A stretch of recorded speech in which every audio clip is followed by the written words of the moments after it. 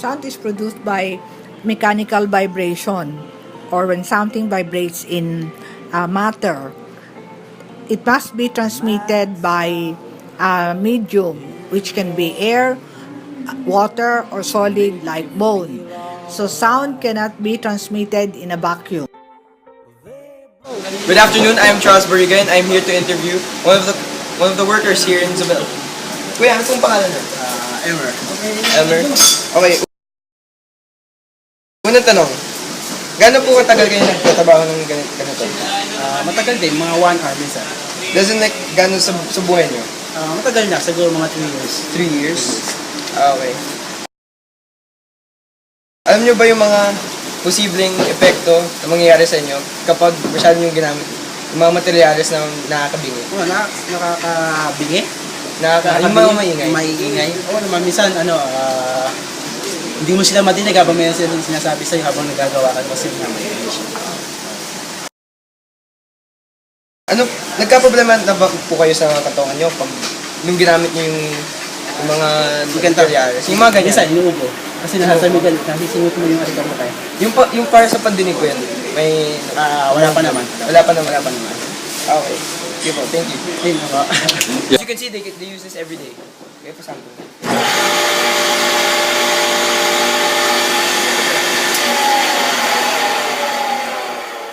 We are here with Mrs. Fita Pascual Guzman, MD. Nose throat specialist.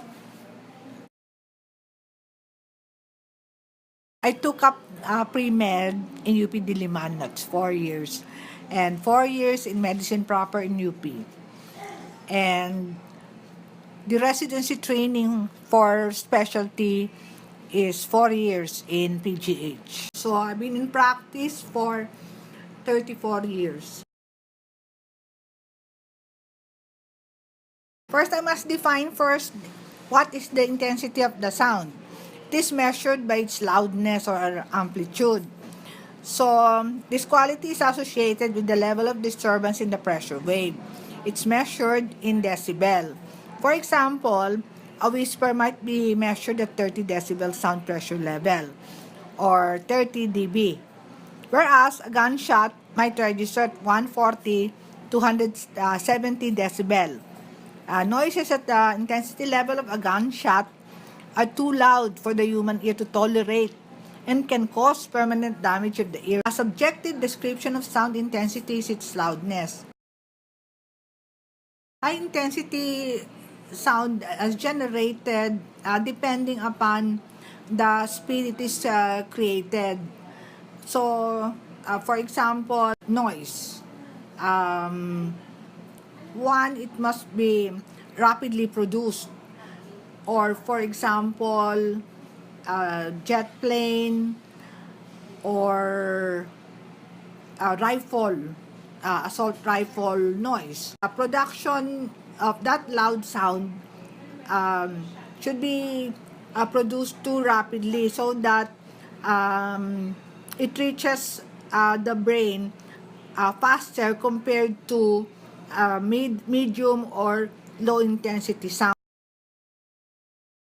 If, for example, it's sudden impact, it can cause notching. For example, if you measure the hearing of the person, it can cause injury to the hair cells. So when you measure the hearing of the person, you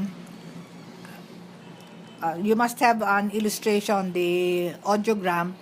So there will be a sudden notching, for example, at level, the frequency 500, 1000, 2000, that is the average of those is the hearing level of the person.